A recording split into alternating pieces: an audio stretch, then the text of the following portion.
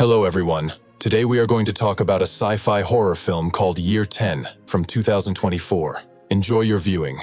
The movie begins with the credits about how the Cataclysm happened. After that, humanity began to fight for survival. At first, people ate the bodies of the dead, and later moved on to the living, practicing cannibalism as the only way to continue to exist.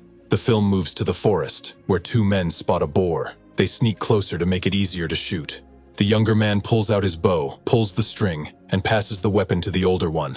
The latter draws an arrow and wounds the animal. The hunters follow the bloody trail, which suddenly ends in a dry lake, where they find only dead fish. Disappointed, they return to the forest. On a narrow road, they find an abandoned car and search it for anything useful. The man finds cigarette butts containing scarce tobacco, and the boy comes across a packet of cookies, which he secretly begins to eat. Getting carried away, he accidentally presses a horn, the sound of which attracts a pack of wild dogs. The hunters are forced to hide in the car and wait for the danger to pass. After that, they continue their journey. Finally, they reach a cabin in the woods disguised by branches. Inside, they are greeted by a sick girl with a wound on her stomach. The man strains water through a homemade filter, which is only enough for 2 mugs. They give her one of the last pills from their meager supplies. Then the man rolls a cigarette out of cigarette butts and goes out to smoke. In the morning, the guy wakes up before everyone else and goes to a makeshift toilet in the forest. While relieving himself, he notices a group of people. Frightened, he runs to a hut, where he disguises the entrance with a man and a girl. The man gathers his things and leads everyone out of the hut through the back door while the strangers break in.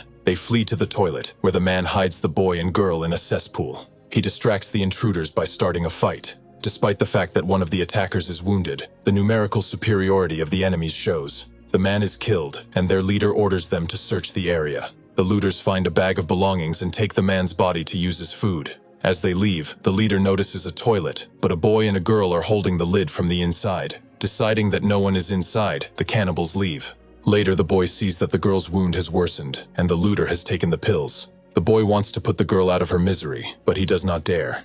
Taking the photo of the dead man as a souvenir, he goes to the place of his death and then pursues the cannibals on the trail. Exhausted, he wanders around the area until he falls down on the riverbank. While lying down, he notices a little boy and follows him. The frightened kid leads him to the house where he lives with his grandfather. The boy breaks down the door, takes the old man's jacket, pants, and shoes, and then leaves them alone. As he continues on his way, he comes across a place where he finds human remains, a hand and a skull. He feels sick, but he still buries his father's skull. Climbing a tree, he notices a new cannibal camp, but falls down after being hit hard. Hearing a dog barking, the boy gets closer to light a fire with the remains of coal. Then, holding a burning branch, he drives the wild animals away and finds a backpack with useful things in an abandoned tent. Matches, a folding knife, and a whistle. Suddenly, he hears a branch crack outside. A little boy is watching him. Realizing that he has been discovered, the child runs away. Then the boy notices that the stream is turning red. Upstream, a lone cannibal is washing her knives. Taking a stone, the boy quietly follows her. When the woman leaves, he makes his way to the camp, stepping over a signal rope with a bell, and begins to rummage through things in search of medicine. At some point, he notices an ogre creeping up on him in the mirror. Realizing the danger, the boy offers her to play a game.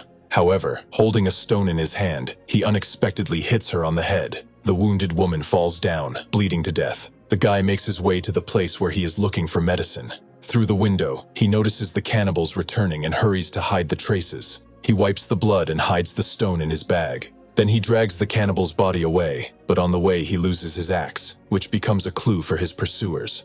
Hiding behind a tree, the boy sees the gang catch their new victim, the same boy who had been following him. He also watches the leader give the wounded ogre pills and hide them in a chest. When the leader goes to the creek to look for the missing cannibal, the rest of the cannibals prepare for their next meal. However, their plans are interrupted when one of the cannibals notices an axe. Confused, they go into the forest in search of the culprit. The boy seizes the moment to disguise the corpse with dry leaves and grass. When most of the bandits leave, he crawls back to the camp, peering into the pit with the human remains. When the wounded ogre goes to rest, the boy makes his way to the captive boy and tries to free him. The frightened kid starts screaming, which attracts the wounded man's attention. He comes out just as the boy is running away. Meanwhile, the boy approaches the chest, but it is locked. He fails to break it. When the gang returns, the boy hides under a trailer. When the leader finds out about the boy's escape, he punishes the wounded man. Soon the cannibals find the corpse of their partner behind a tree. The leader also notices the dirt on the chest, which indicates an attempted intruder. In the evening, the cannibals bury their partner's body, following what they consider to be their traditions.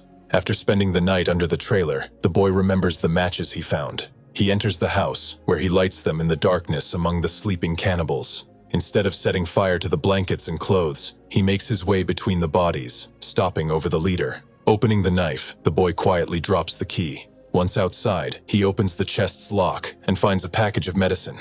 However, instead of running away, the boy starts rummaging through the things in search of something else. Then it occurs to him to lock the door of the trailer house to delay the cannibals. However, when he hits the signal rope, he causes a commotion in the camp.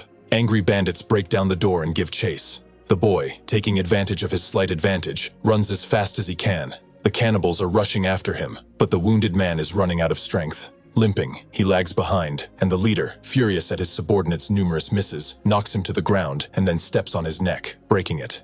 The armed cannibals continue to persistently pursue the boy. One of them manages to knock him down, but after rolling over, the boy gets up and runs away. The chase continues until the fugitive rolls down a steep slope to the end of the gorge. The pursuers decide not to risk it and shoot at random, but miss. Meanwhile, while the cannibals are cautiously descending, the boy manages to get to the opposite slope and break away from the pursuit. Later, he reaches the boy's and grandfather's home, but a horrific scene awaits him. The door is broken down and the old man's body lies on the floor. Perhaps cannibals left him here, or it was a pack of dogs. The guy goes outside in a state of shock, feeling deeply guilty. It was then that the cannibals caught up with him and knocked him out with one precise blow to the head. When he regains consciousness, he finds himself tied up at the cannibals' campsite, where they are already lighting a fire, creating a warm atmosphere. While trying to untie the ropes, the guy notices a folding knife nearby and starts crawling towards it. But the leader, noticing his tricks, pushes the knife away. Still gagged, the boy lets out a piercing whistle that echoes through the forest. This attracts the attention of a pack of dogs, who run toward the sound with loud barks. The cannibals decide to tactically retreat and leave the prisoner to his fate. While they are running away, the boy gets to the knife, frees himself from the ropes and hides under a log. A pack of dogs, following their instincts, chases the cannibals, ignoring the boy. Seizing the moment, he gathers his scattered belongings into his backpack, including his medicine. Meanwhile, one of the cannibals twists her leg and falls. The leader, who was the last to run because of his injury, realizes that he needs to escape, but he needs to be faster than the others. Armed with a knife, he viciously stabs the wounded cannibal, leaving her to be torn apart by dogs. The pack instantly pounces on the victim. The rest of the cannibals, furious at the betrayal, rush after the boy again. He stumbles over a root and falls down, but decides to rest for a while. One of the pursuers sneaks up on him, but it turns out to be a trap. The boy left his jacket behind and jumped on top of his attacker. During a short struggle, the boy wins, but the ogre takes him in a chokehold. An archer appears nearby and sees the struggle and comes to the rescue. But it turns out to be a trap. The boy grabs the ogre's knife and kills him, then changes into the clothes of the pursuer. Picking up his bow, he goes to meet the leader, immediately shooting him in the leg with an arrow. However, the bowstring breaks, and he fails to finish off the ogre. The enraged leader rises, ready to fight, but a pack of dogs appears nearby. The boy turns and runs away, leaving the bandit to be torn apart. The leader tries to run, but in vain. Wandering in search of a way home, the boy finds a cartridge, and later comes across a well-kept house with a man's corpse on the veranda. Picking up the revolver, he goes inside and finds food, ammunition, and a working water supply. At that moment, the wounded leader enters the house. The boy aims his assault rifle at him, but the weapon misfires. The ogre engages in a fight, and although the boy tries to resist, the leader takes over. At the decisive moment, the boy inflicts severe pain on the leader and kills him. Returning to the hut, the boy leaves the canned food near the boy's house in case he returns. But when he gets to the hut, he sees that the door is wide open. Disappointed and desperate, he sits down on the ground and starts crying. At that moment, a girl approaches him and puts her hand on his shoulder. If you have watched the video so far, you should know that I am happy to have viewers like you. Thank you for watching to the end. Subscribe to the channel and follow the news. Klonsak Recapped was with you. See you soon.